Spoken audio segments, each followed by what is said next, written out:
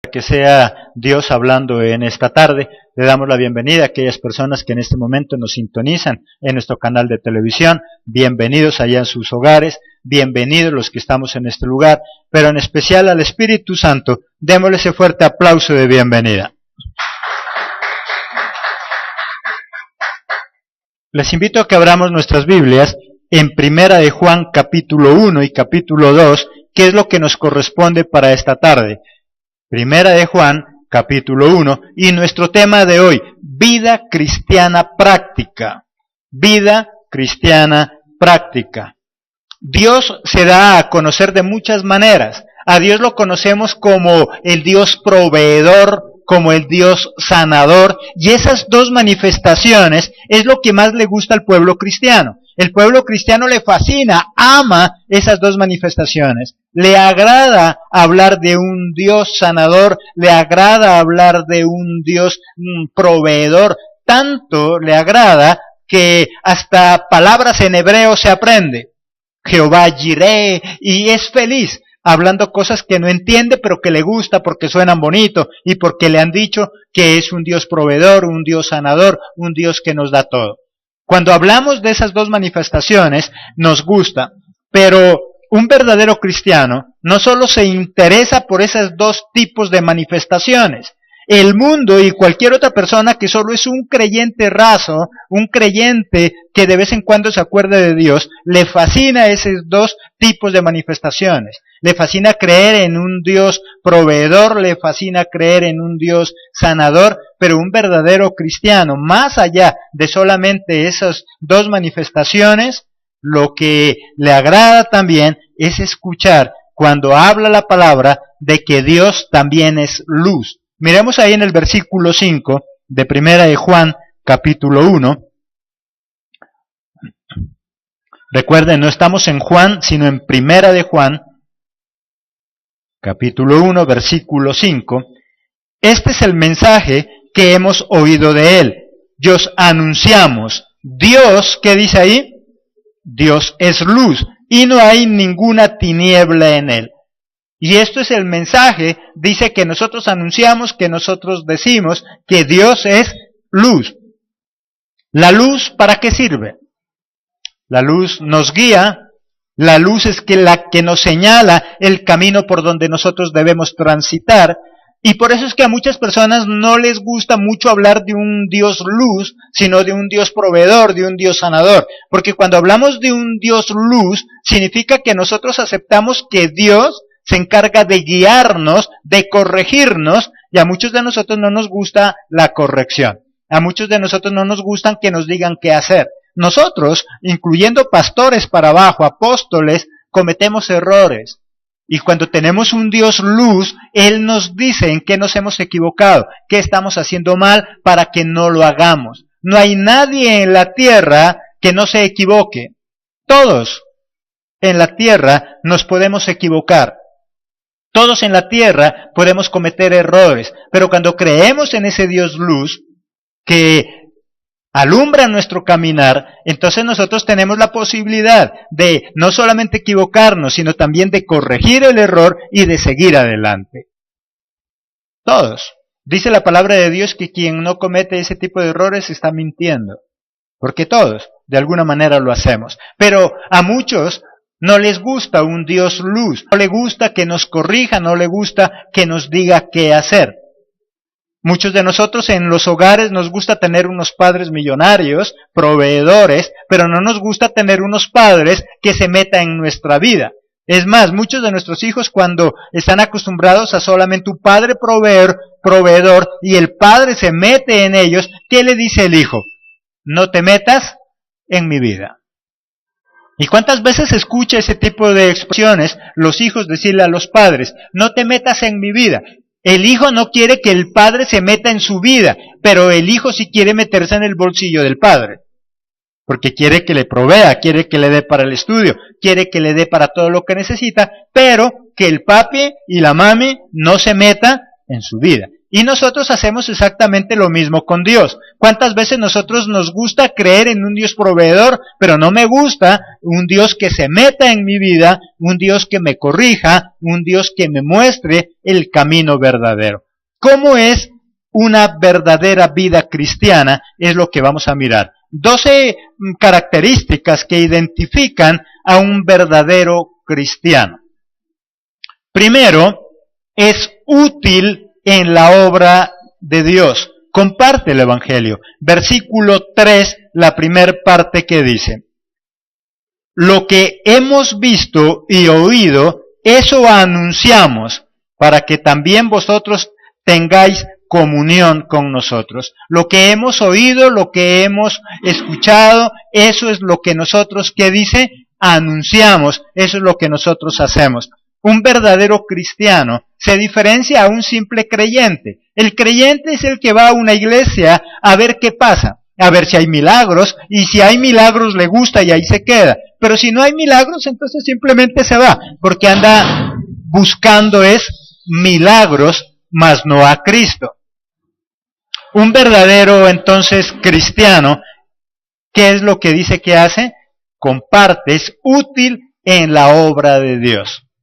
Pero muchas veces llevamos años en la vida cristiana y nunca compartimos a nadie. Es más, en la cuadra donde vivimos, en el trabajo donde estamos, podemos llevar años y nadie sabe que nosotros somos cristianos. Porque no somos de ese tipo de cristianos útiles para Dios donde nosotros le servimos.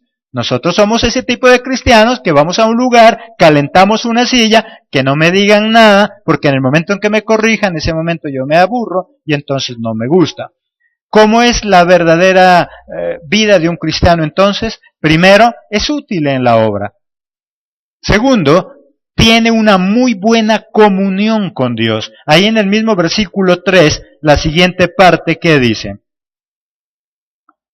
para que también vosotros tengáis comunión con nosotros, y nuestra comunión verdadera es con el Padre y con su Hijo Jesucristo, porque nuestra comunión verdadera es ¿con quién dice? Con el Padre, con Jesucristo, con el Espíritu Santo. Un verdadero cristiano mantiene una muy buena comunión con Dios. Pero ¿cómo nosotros podemos tener una muy buena comunión con Dios o con los demás? ¿Cómo tienes tú una buena comunión, una buena amistad con tus familiares, con tus amigos? Hablando, a través de comunicarnos.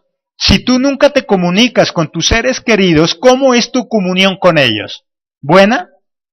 ¿Mala?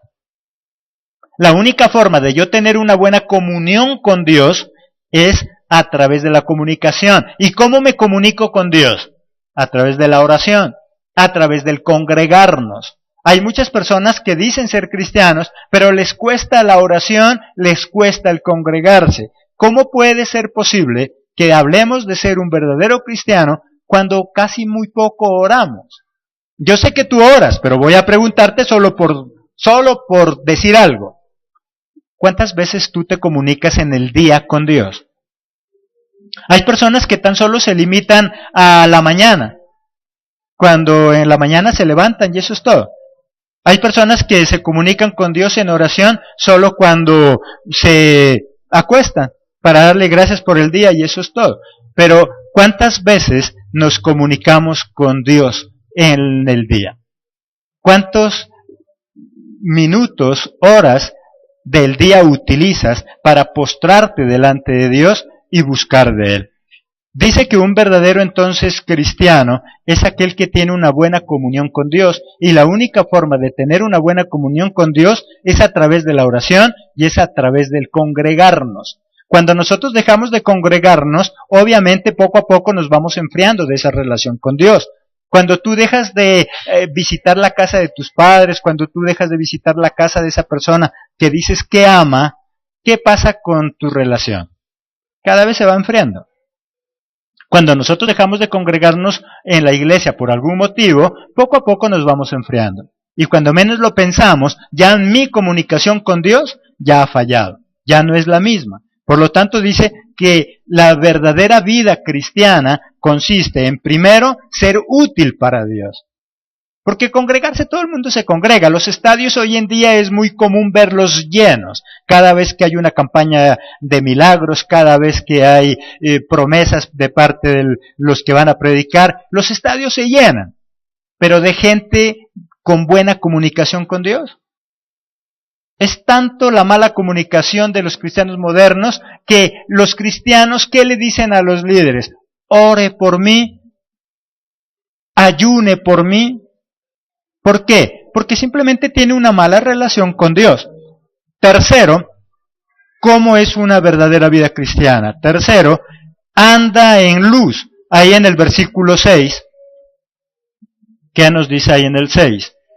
Si decimos que tenemos comunión con Él y andamos en tinieblas, mentimos y no practicamos la verdad.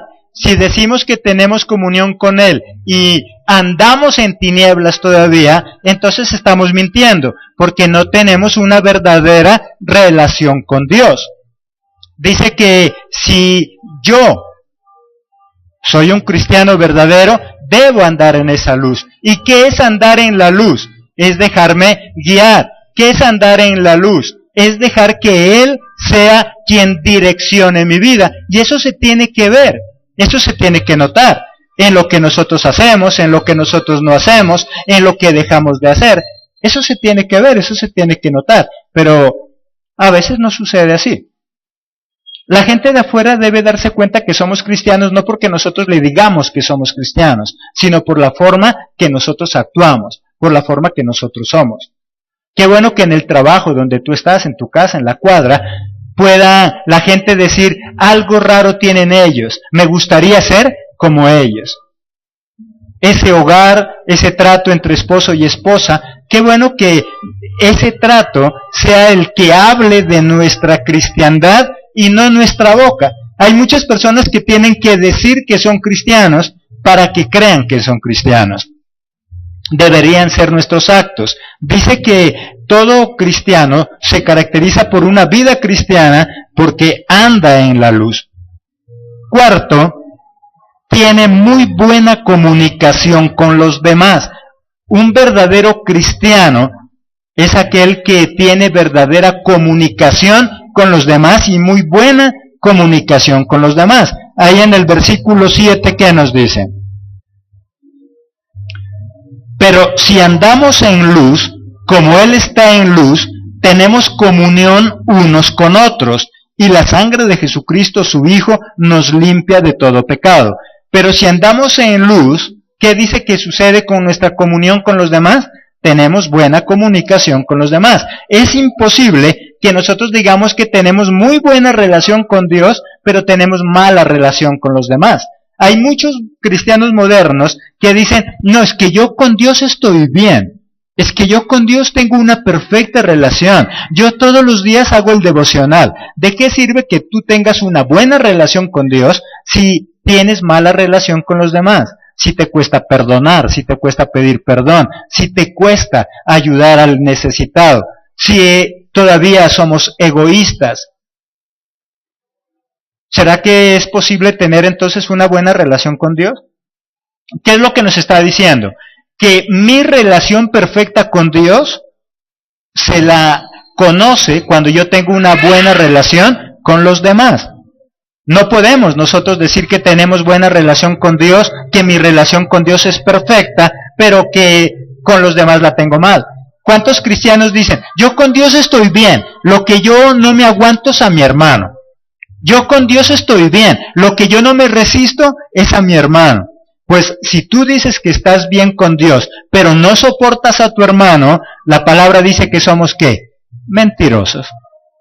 Entonces eres un mentiroso.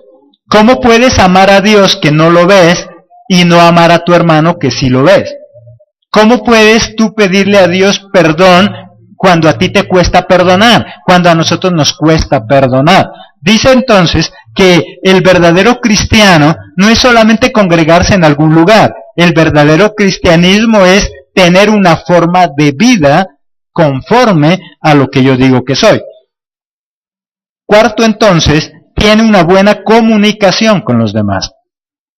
Si tú y yo decimos ser muy buenos cristianos, mi comunicación con los demás, con mi esposa, con mi esposo, con mis hijos, tiene que ser buena. Quinto, es capaz de aceptar que es pecador. Versículo 8, ¿qué dice? Si decimos que no tenemos pecado, nos engañamos a nosotros mismos, y la verdad no está en nosotros. Si nosotros decimos que no pecamos, que no somos pecadores, dice que la verdad no está en nosotros, y que nos engañamos nosotros mismos. Cuando yo acepto que soy un pecador, recuerda que pecar es errar al blanco, es equivocarnos, es hacer las cosas que no tenemos que hacer.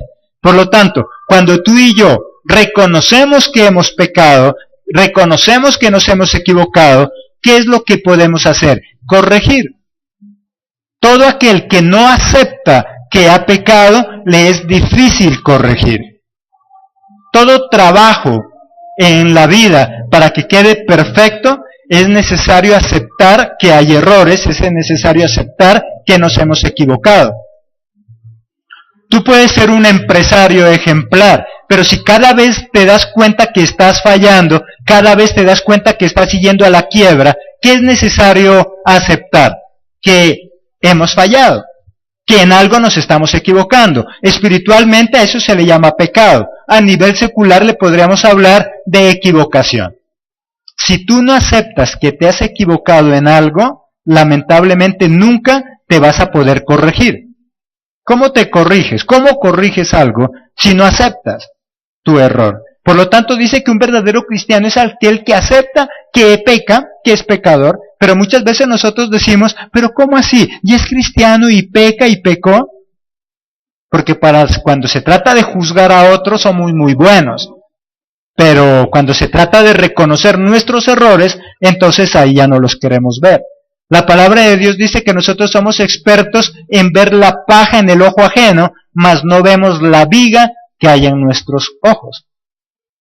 Dice que un verdadero cristiano, por lo tanto, no es un santurrón que ya se cree que nunca peca. Dice que un verdadero cristiano es aquel que acepta que peca, y eso permite que nos cuidemos. Si tú y yo decimos que nosotros ya nunca pecamos, caemos en dos errores. Primero, que nos engañamos a nosotros mismos y perdemos la oportunidad de corregir.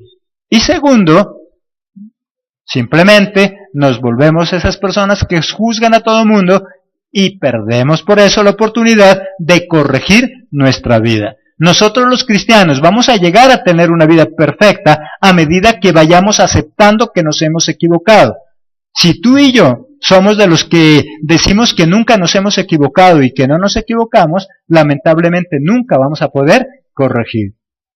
La espiritualidad no es solamente poner las manos al cielo y orar, es una forma de vida. Y tú y yo llegaremos a tener hogares perfectos cuando corrijamos. Como esposo, como esposa, como hijo, como padre, sabemos que nos hemos equivocado. Y si tú como papá dices que nunca te has equivocado, dice la palabra que te estás engañando a ti mismo. Si tú como esposa, como esposo dices que nunca te has equivocado, entonces te estás engañando a ti mismo. Todos de una o de otra forma nos equivocamos. Solamente que tenemos que aceptarlo para poder corregir, para poder cambiar. Y de esa forma un día llegar a ser mejores. No sé cómo es tu vida, pero qué bueno que te preguntaras esta noche, ¿cómo eres tú como padre? ¿Nunca te has equivocado? Como mamá, ¿no te has equivocado? Como hijo. Si tú tomas hoy la decisión de aceptar que te has equivocado, y yo también, vamos a corregir. Y vamos a ser cada día mejores. Sexto, es capaz de confesar su pecado, porque una forma es aceptar y otra es confesar mi pecado delante de Dios. Ahí en el versículo 9, ¿qué dice? Si confesamos nuestros pecados, Él es justo para perdonar nuestros pecados y limpiarnos de toda maldad. Primero, ¿qué hago? Yo reconozco que soy un pecador, pero no basta solo con eso, sino que es necesario también confesarlo delante de Dios para permitirle a Jesús que Él actúe en mi vida.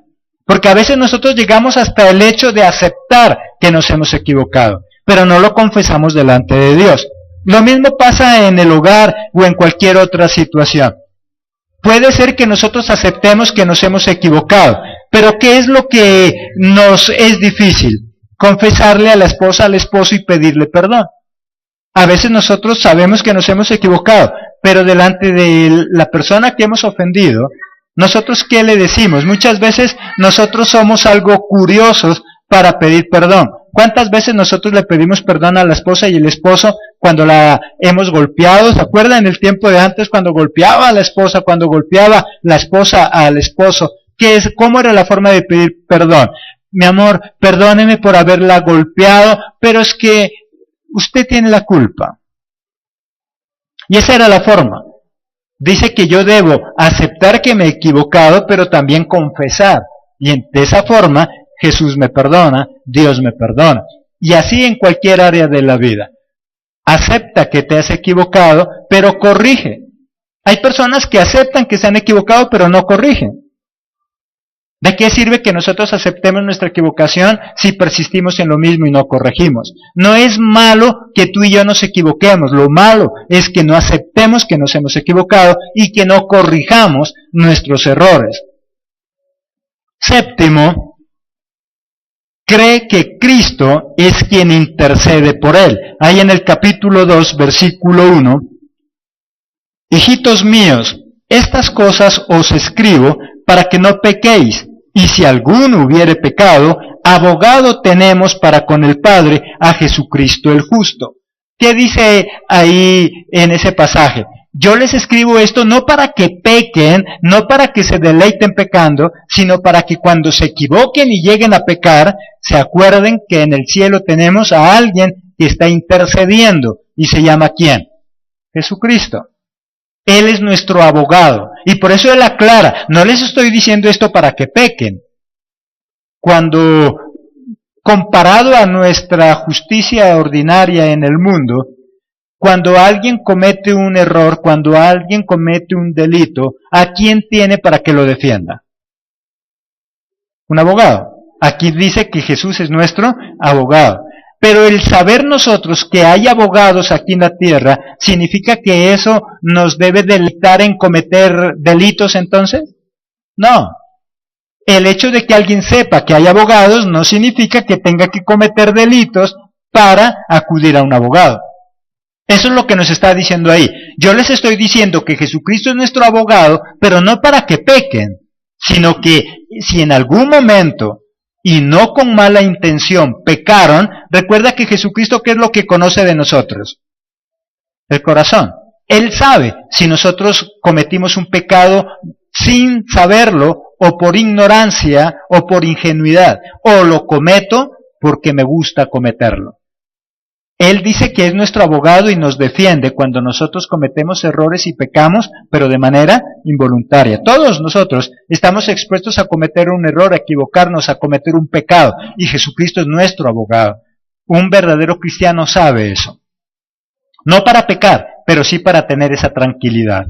Que si en algún momento me equivoqué de manera ingenua, no me voy a condenar, porque Jesucristo es mi abogado. Él es el que está con nosotros. Ahora, si alguien aquí en la justicia ordinaria asesina, comete un delito, pero premeditadamente, ¿le sirve ese abogado? No le sirve. Igual se va a la cárcel, porque el abogado no va a defenderlo habiendo pruebas palpables y todo el mundo habiéndolo visto cometer ese delito. Y lo mismo pasa con Jesucristo. Si tú y yo pecamos, pero de manera deliberada, si nosotros a propósito pecamos, entonces no va a servir. Por eso, ¿qué es lo primero que comienza aclarando en ese versículo? No para que pequen, pero sí para que entiendan que si se llegan a equivocar, tienen un abogado que se llama Jesús y que Él está intercediendo por nosotros. Octavo, guarda o cumple los mandamientos de Dios. Un verdadero cristiano no es solamente aquel que se congrega buscando un milagro. Un verdadero cristiano no es solamente aquel que se congrega esperando a ver cómo le va. Un verdadero cristiano es el que se congrega para cumplir los mandamientos de Dios. Ahí en el capítulo 2, versículos 3 y 4, ¿qué nos dice?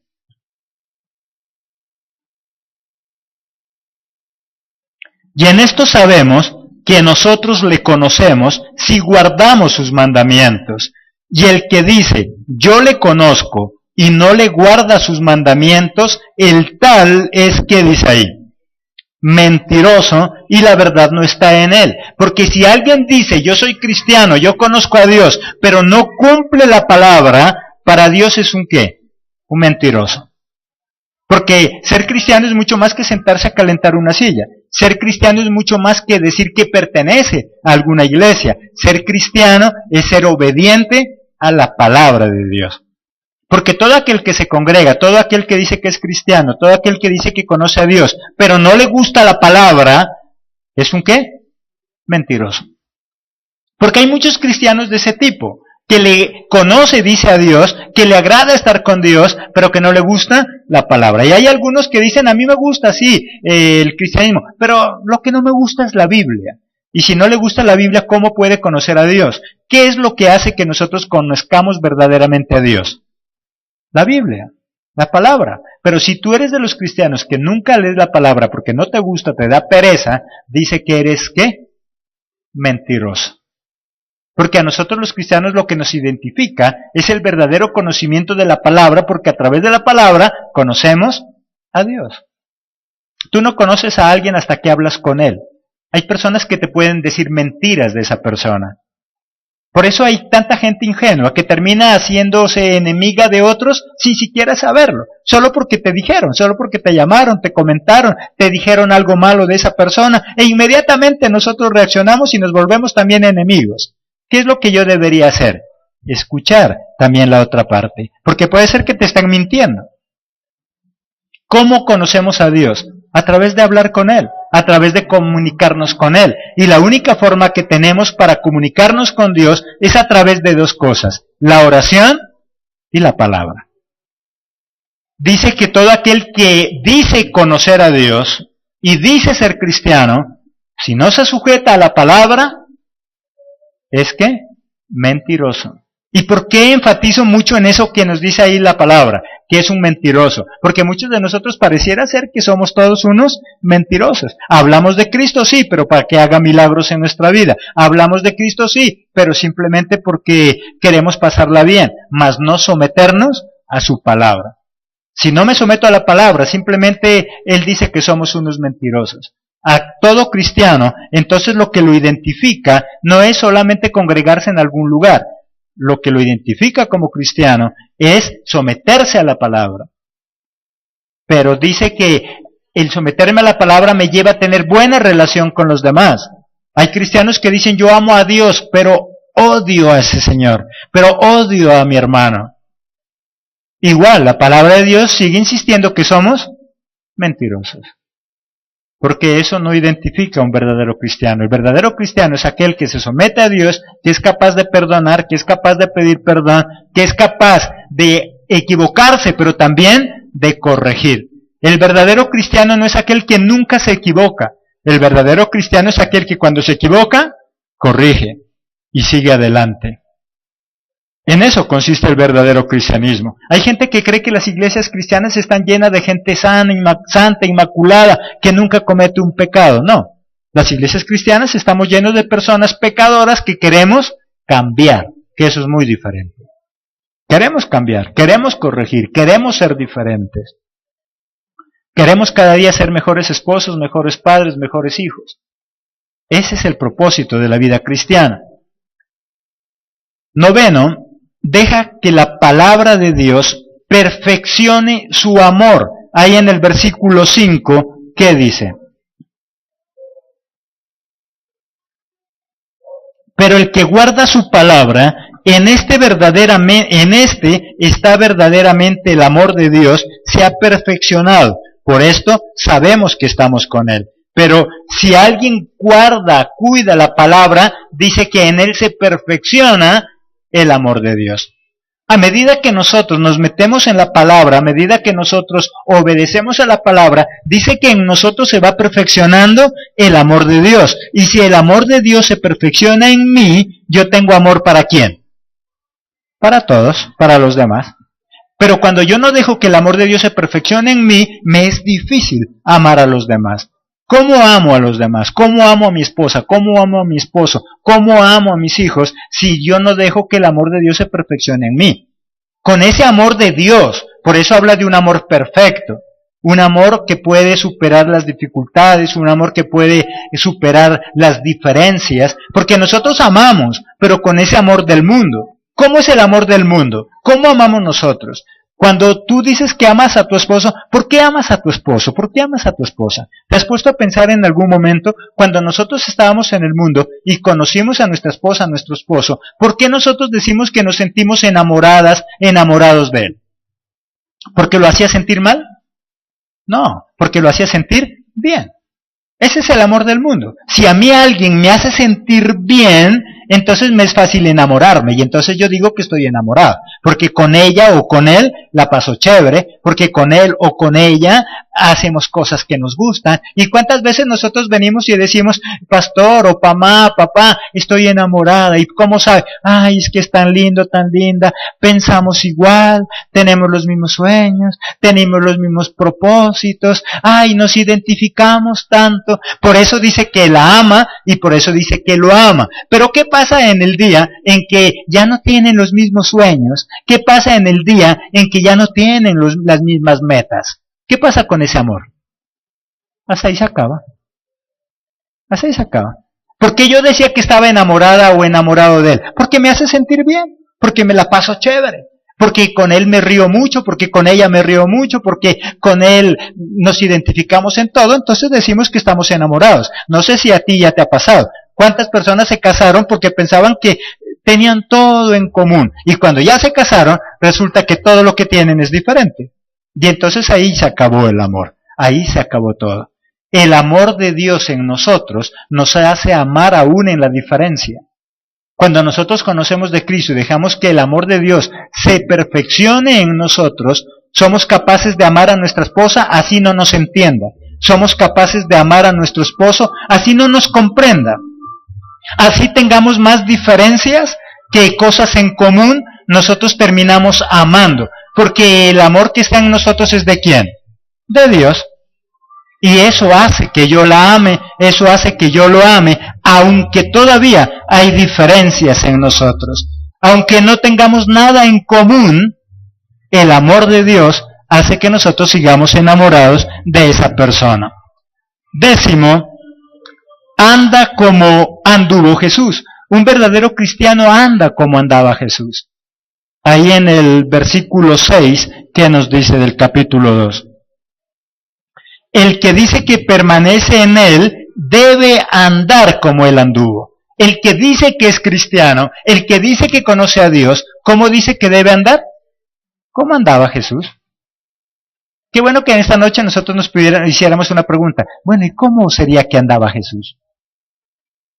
Y cuando dice que como andaba Jesús, ¿será en la forma erguida o como él andaba? No, en su forma de ser. ¿Cómo era él? ¿Cómo era su trato? Qué bueno que nosotros cuando tú y yo vamos a hablar algo con nuestra esposa y estamos ofuscados, tal vez las cosas no nos salieron bien, y cuando nosotros ya tenemos en la punta de la lengua el insulto, nosotros dijéramos, Jesús, ¿qué le diría a mi esposa en un momento así? Jesús, ¿qué le diría a mi esposo? Si en algún momento algo te sale mal en la calle y estás a punto de decirle hijo de Abraham o algo así,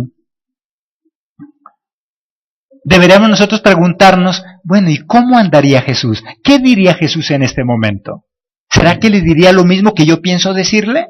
Porque cuántas veces nosotros cuando tenemos problemas con alguien vamos ya armados y nosotros ¿qué decimos? Voy a ir y me lo voy a encontrar o me la voy a encontrar, pero yo sí le voy a decir. No sé si te ha pasado. A veces vamos armados, ya listos para destruir. Pero es que yo me la tengo que encontrar para decirle unas 3 verdades. Es que yo me lo tengo que encontrar para decirle unas verdades.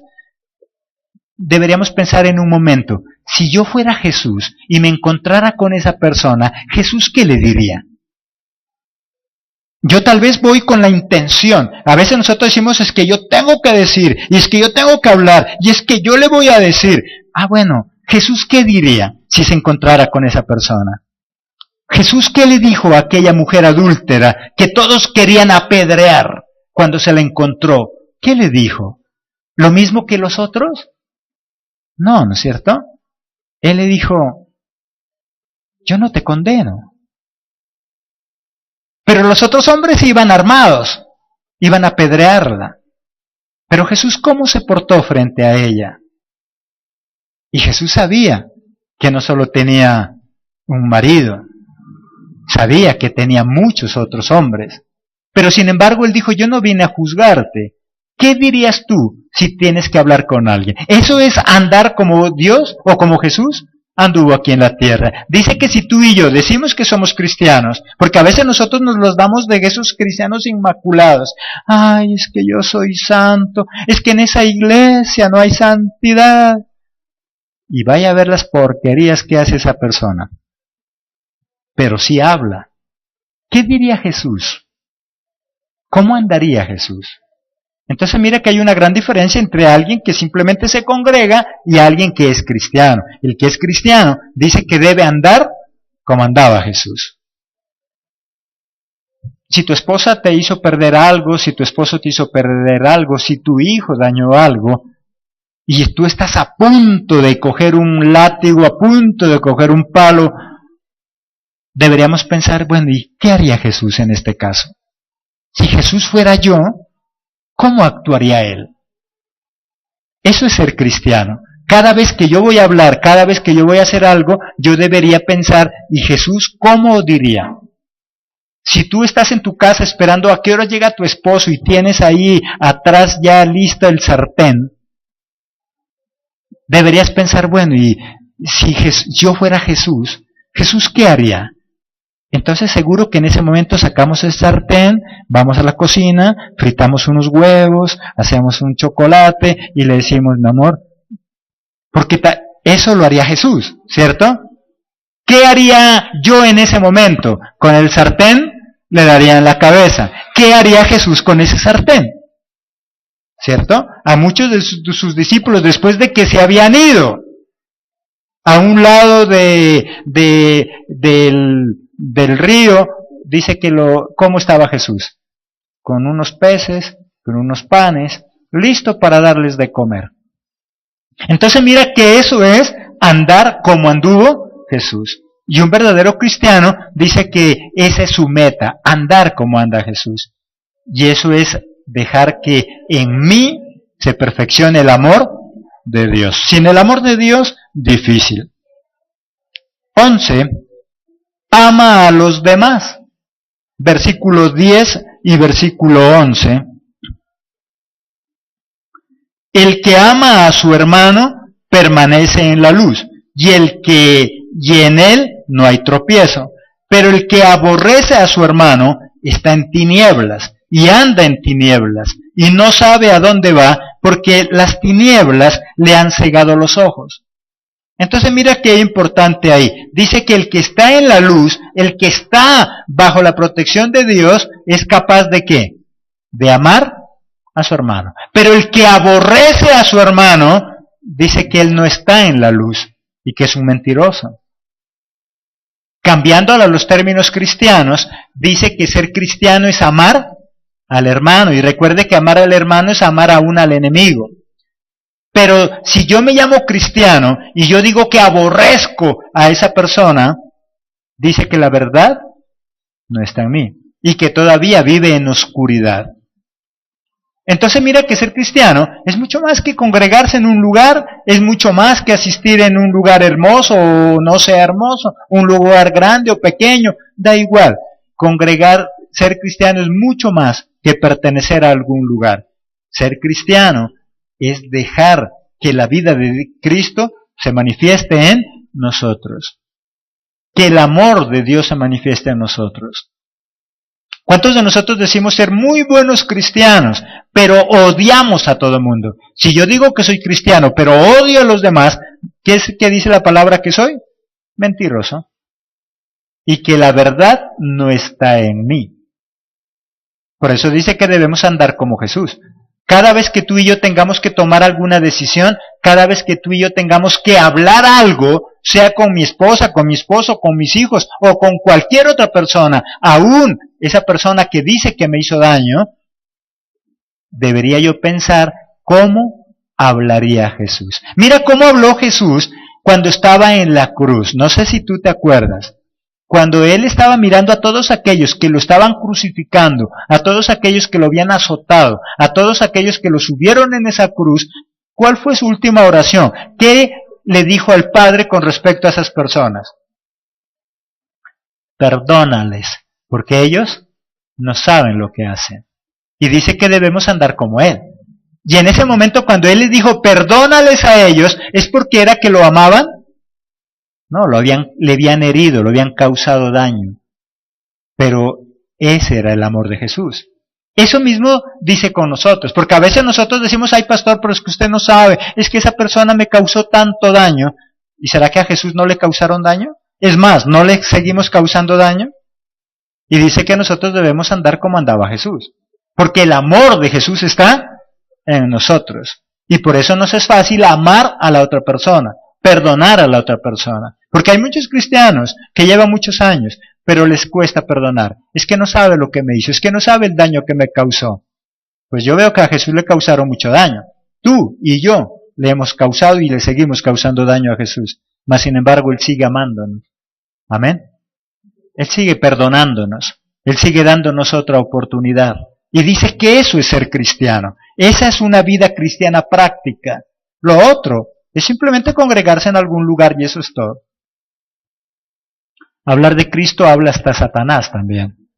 Por lo tanto, no se trata solo de hablar bonito de Cristo, sino dejar que nuestra vida sea perfeccionada por Él. Significa entonces ser cristiano, es ser perfecto y nunca fallar.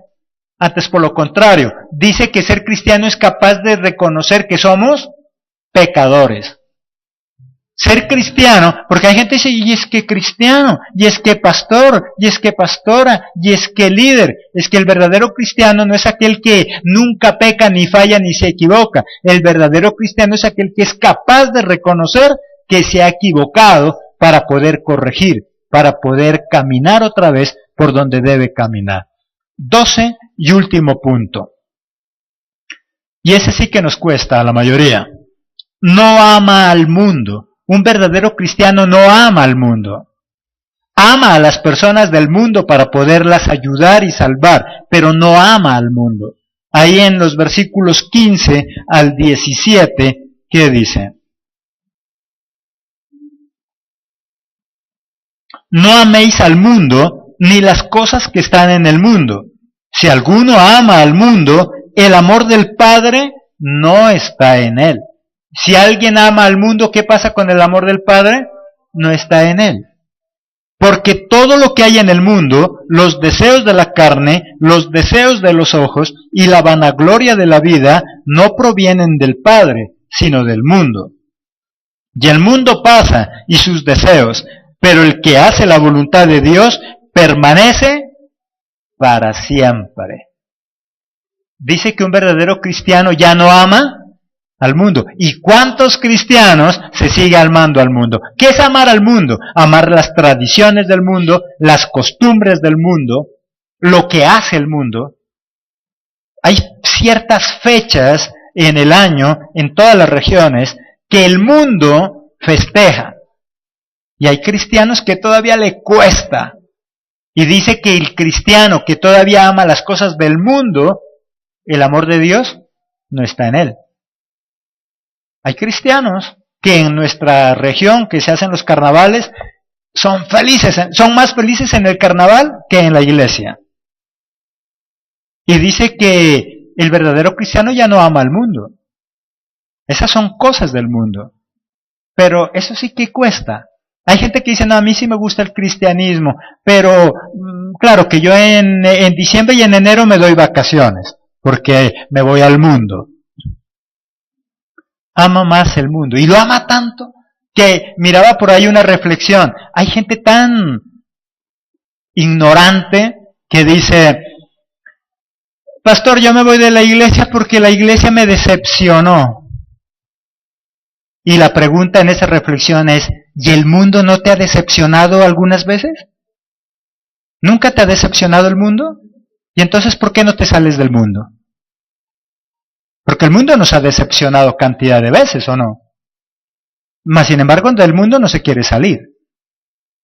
Y entonces, cristianos falsos y mentirosos, no, es que yo no vuelvo a la iglesia porque me decepcionó. Pues allá en el mundo cantidad de veces te han decepcionado. ¿Por qué no te sales del mundo entonces? Ah, pero ahí en el mundo sí está bien amañado. No importa cuántas veces lo hayan decepcionado en el mundo, ahí sí sigue bien amañado. ¿Por qué? Porque hace parte del mundo. Porque aunque es cristiano y se congrega en algún lugar, más pertenece al mundo que a Cristo. ¿Qué dice que el verdadero cristiano? No améis al mundo, no ames al mundo, no ames las cosas del mundo. Ama a la gente del mundo, mas no las costumbres y las tradiciones del mundo. Amo a los del mundo porque tengo que compartirles, porque les tengo que evangelizar para que ellos un día sean salvos y salgan ¿de dónde? Del mundo. Pero ¿cómo yo puedo sacar gente del mundo si vivo metido en el mundo? ¿Cómo puedo yo sacar gente del mundo si amo el mundo? ¿Será posible? No es posible. Por eso, ¿qué dice él? No ames al mundo, no ames las cosas del mundo. Porque si tú amas las cosas del mundo, Dios no está en ti. Todavía sigues en oscuridad.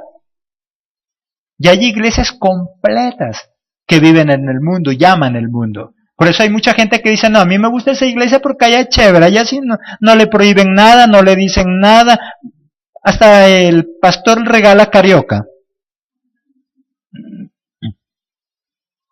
Chévere, porque el mundo ha gobernado la iglesia. Y le cuesta. Y hay pastores que les cuesta salir del mundo.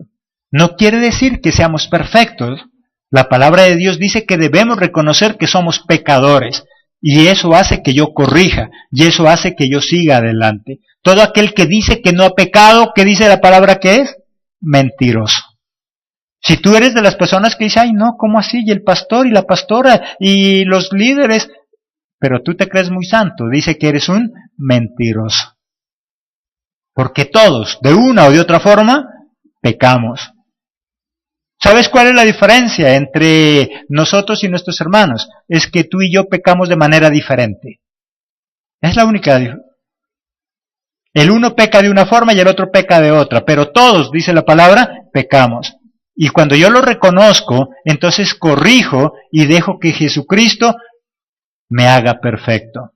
Cuando nosotros no aceptamos que nos hemos equivocado, nunca llegamos a la perfección.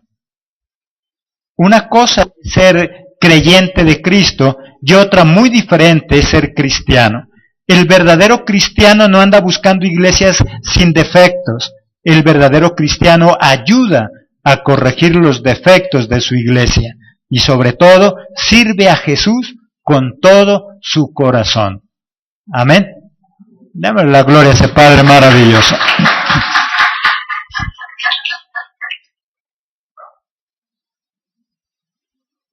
Vamos a darle gracias a Dios por su palabra, por su bendición, por lo que Él hace en cada uno de nosotros. Así que vamos a darle gracias en esta noche.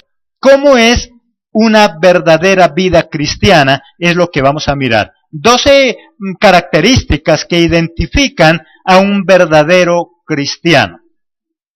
Primero, es útil en la obra de Dios. Comparte el Evangelio. Versículo 3, la primer parte que dice: lo que hemos visto y oído, eso anunciamos, para que también vosotros tengáis comunión con nosotros. Lo que hemos oído, lo que hemos escuchado, eso es lo que nosotros, ¿qué dice? Anunciamos, eso es lo que nosotros hacemos.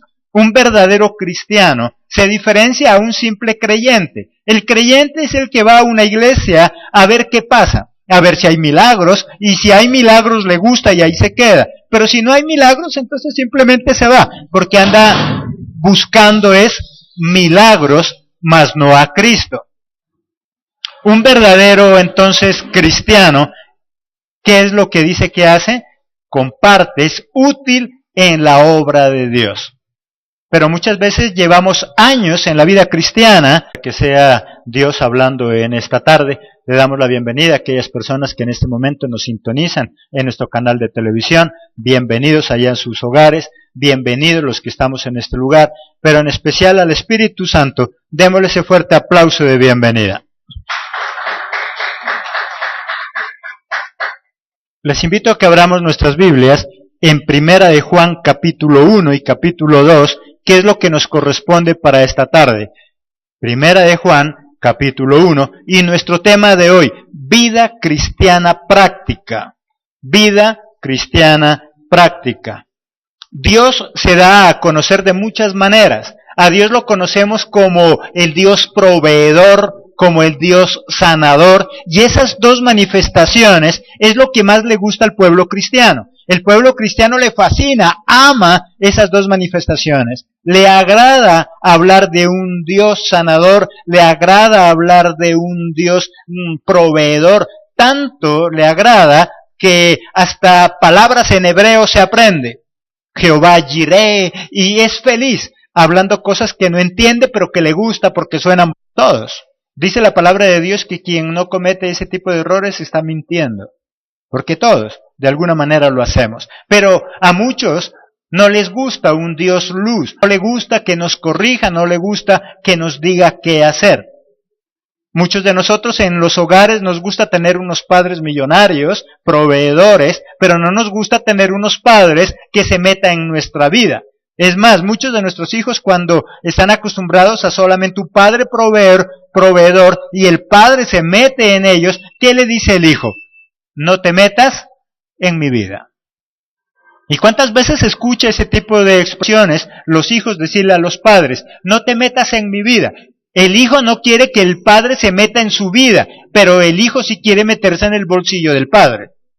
Porque quiere que le provea, quiere que le dé para el estudio, quiere que le dé para todo lo que necesita, pero que el papi y la mami no se meta en su vida. Y nosotros hacemos exactamente lo mismo con Dios. ¿Cuántas veces nosotros nos gusta creer en un Dios proveedor, pero no me gusta un Dios que se meta en mi vida, un Dios que me corrija, un Dios que me muestre el camino verdadero? Anunciamos que nosotros decimos que Dios es luz. ¿La luz para qué sirve? La luz nos guía, la luz es la que nos señala el camino por donde nosotros debemos transitar, y por eso es que a muchas personas no les gusta mucho hablar de un Dios luz, sino de un Dios proveedor, de un Dios sanador, porque cuando hablamos de un Dios luz, significa que nosotros aceptamos que Dios se encarga de guiarnos, de corregirnos, y a muchos de nosotros no nos gusta la corrección. A muchos de nosotros no nos gustan que nos digan qué hacer. Nosotros, incluyendo pastores para abajo, apóstoles, cometemos errores. Y cuando tenemos un Dios luz, Él nos dice en qué nos hemos equivocado, qué estamos haciendo mal para que no lo hagamos. No hay nadie en la tierra que no se equivoque. Todos en la tierra nos podemos equivocar. Todos en la tierra podemos cometer errores. Pero cuando creemos en ese Dios luz, que alumbra nuestro caminar, entonces nosotros tenemos la posibilidad de no solamente equivocarnos, sino también de corregir el error y de seguir adelante. Bonito, y porque le han dicho que es un Dios proveedor, un Dios sanador, un Dios que nos da todo. Cuando hablamos de esas dos manifestaciones, nos gusta, pero un verdadero cristiano no solo se interesa por esos dos tipos de manifestaciones. El mundo y cualquier otra persona que solo es un creyente raso, un creyente que de vez en cuando se acuerda de Dios, le fascina esos dos tipos de manifestaciones. Le fascina creer en un Dios proveedor, le fascina creer en un Dios sanador, pero un verdadero cristiano, más allá de solamente esas dos manifestaciones, lo que le agrada también es escuchar cuando habla la palabra de que Dios también es luz. Miremos ahí en el versículo 5 de Primera de Juan, capítulo 1. Recuerden, no estamos en Juan, sino en Primera de Juan, capítulo 1, versículo 5. Este es el mensaje que hemos oído de Él. Os anunciamos. Dios, ¿qué dice ahí? Dios es luz, y no hay ninguna tiniebla en Él. Y esto es el mensaje, dice que nosotros